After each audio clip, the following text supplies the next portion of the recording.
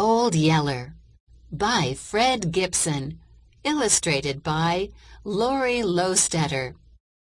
Genre: historical fiction is fiction that takes place in the past. What clues tell you that Old Yeller takes place in the past? Question of the week: how can we help protect those we love? Let's think about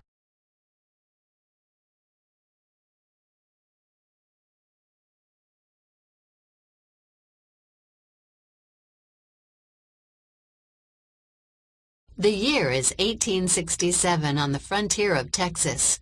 14-year-old Travis takes charge of the family homestead while his father is away. Left behind with Travis, his mother and 5-year-old brother named Arliss is a stray yellow dog. The family calls him Old Yeller. That little Arliss, if he wasn't a mess.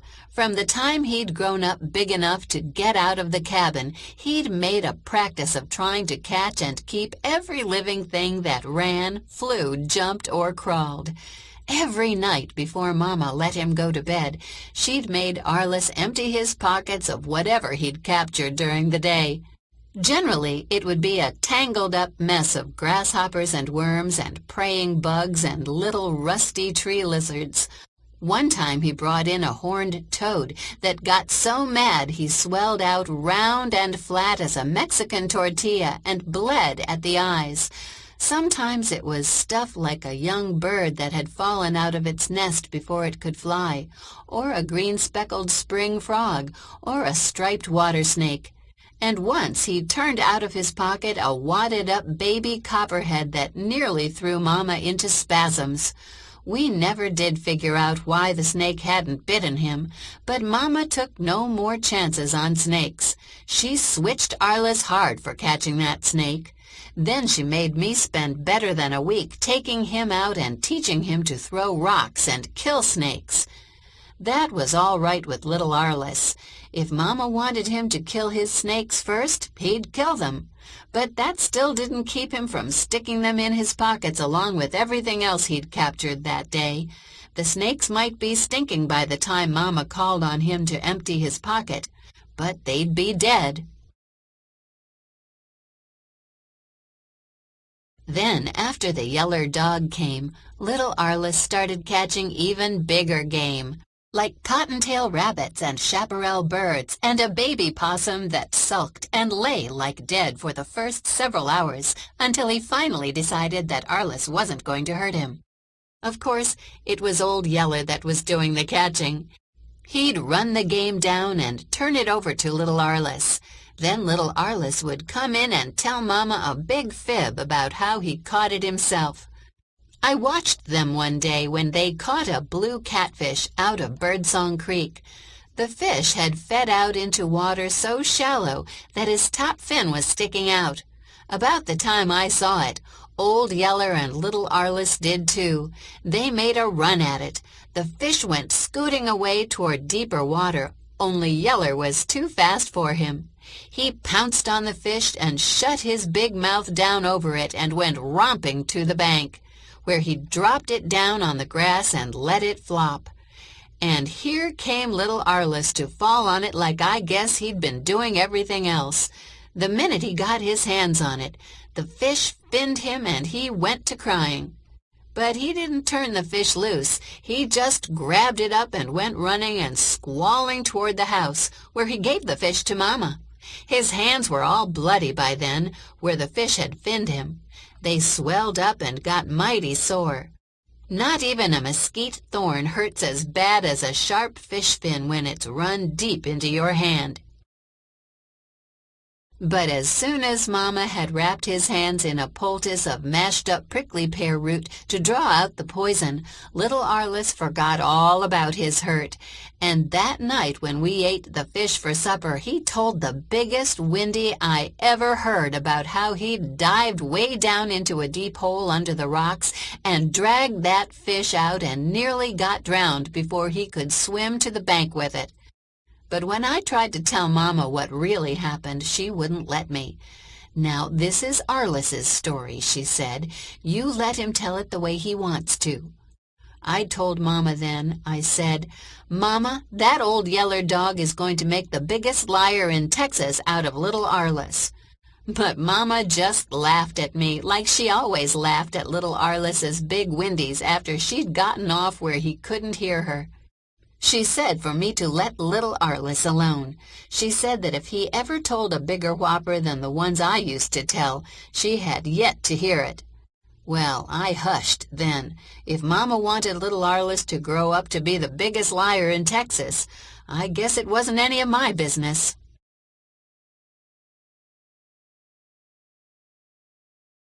All of which I figure is what led up to little Arliss's catching the bear. I think Mama had let him tell so many big yarns about his catching live game that he'd begun to believe them himself.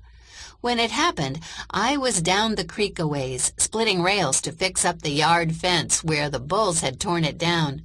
I'd been down there since dinner, working in a stand of tall, slim post oaks. I'd chop down a tree, trim off the branches as far up as I wanted, then cut away the rest of the top. After that, I'd start splitting the log. I'd split the log by driving steel wedges into the wood. I'd start at the big end and hammer in a wedge with the back side of my axe. This would start a little split running lengthwise of the log. Then I'd take a second wedge and drive it into this split. This would split the log further along and, at the same time, loosen the first wedge. I'd then knock the first wedge loose and move it up in front of the second one. Driving one wedge ahead of the other like that, I could finally split a log in 2 halves. Then I'd go to work on the halves, splitting them apart. That way, from each log, I'd come out with 4 rails. Swinging that chopping axe was sure hard work. The sweat poured off me. My back muscles ached. The axe got so heavy I could hardly swing it. My breath got harder and harder to breathe. An hour before sundown, I was worn down to a nub. It seemed like I couldn't hit another lick. Papa could have lasted till past sundown, but I didn't see how I could. I shouldered my axe and started toward the cabin, trying to think up some excuse to tell Mama to keep her from knowing I was played clear out. That's when I heard little Arliss scream. Well, little Arliss was a screamer by nature. He'd scream when he was happy and scream when he was mad, and a lot of times he'd scream just to hear himself make a noise. Generally, we paid no more mind to his screaming than we did to the boggle of a wild turkey.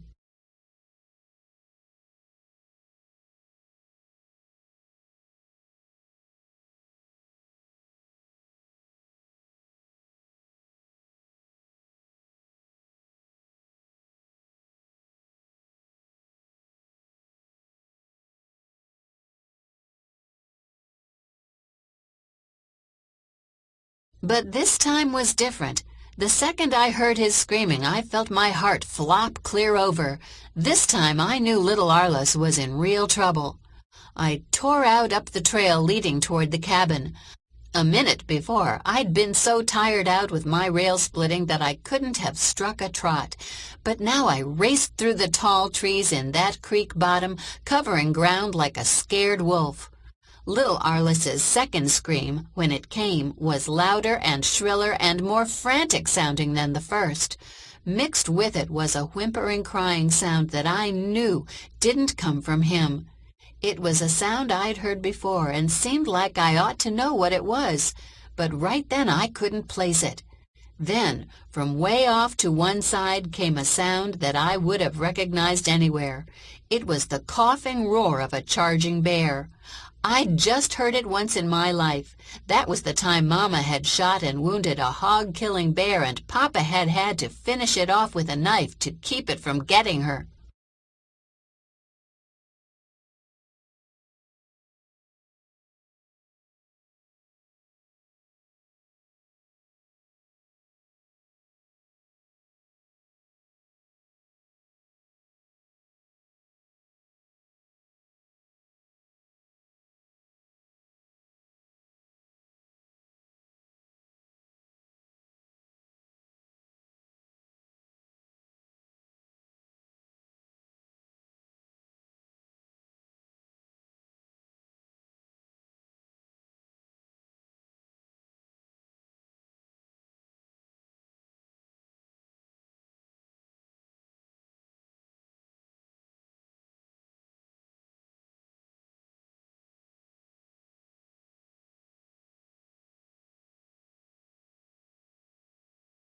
Now the she-bear was charging across the shallows in the creek. She was knocking sheets of water high in the bright sun, charging with her fur up and her long teeth bared, filling the canyon with that awful coughing roar.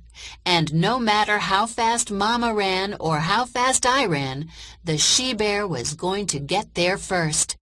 I think I nearly went blind then, picturing what was going to happen to little Arliss. I know that I opened my mouth to scream, and not any sound came out. Then, just as the bear went lunging up the creek bank toward little Arliss and her cub, a flash of yellow came streaking out of the brush. It was that big yeller dog. He was roaring like a mad bull. He wasn't 1/3 as big and heavy as the she-bear, but when he piled into her from one side, he rolled her clear off her feet. They went down in a wild, roaring tangle of twisting bodies and scrambling feet and slashing fangs. As I raced past them, I saw the bear lunge up to stand on her hind feet like a man while she clawed at the body of the yeller dog hanging to her throat. I didn't wait to see more. Without ever checking my stride, I ran in and jerked little Arliss loose from the cub. I grabbed him by the wrist and yanked him up out of that water and slung him toward Mama like he was a half-empty sack of corn.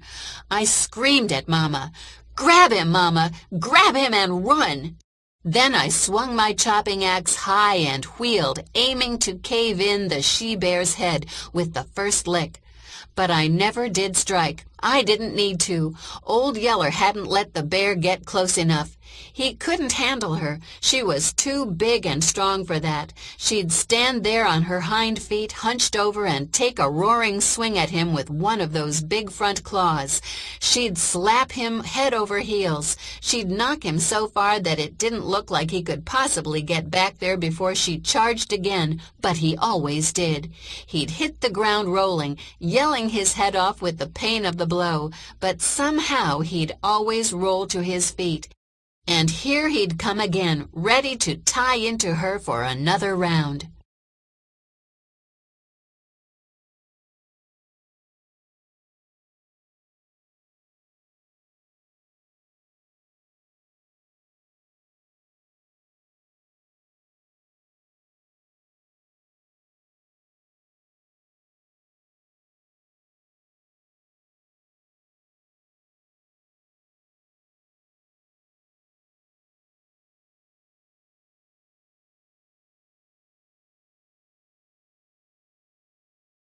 I stood there with my axe raised, watching them for a long moment. Then from up toward the house I heard Mama calling, "Come away from there, Travis! Hurry, son! Run!" That spooked me. Up till then I'd been ready to tie into that bear myself. Now suddenly I was scared out of my wits again. I ran toward the cabin. But like it was, Old Yeller nearly beat me there. I didn't see it, of course, but Mama said that the minute Old Yeller saw we were all in the clear and out of danger, he threw the fight to that she-bear and lit out for the house. The bear chased him for a little piece, but at the rate Old Yeller was leaving her behind, Mama said it looked like the bear was backing up. But if the big yeller dog was scared or hurt in any way, when he came dashing into the house, he didn't show it. He sure didn't show it like we all did. Little Arliss had hushed his screaming, but he was trembling all over and clinging to Mama like he'd never let her go. And Mama was sitting in the middle of the floor, holding him up close and crying like she'd never stop. And me, I was close to crying myself. Old Yeller, though, all he did was come bounding in to jump on us and lick us in the face and bark so loud that there inside the cabin the noise nearly made us deaf. The way he acted, you might have thought that bear fight hadn't been anything more than a rowdy romp that we'd all taken part in for the fun of it.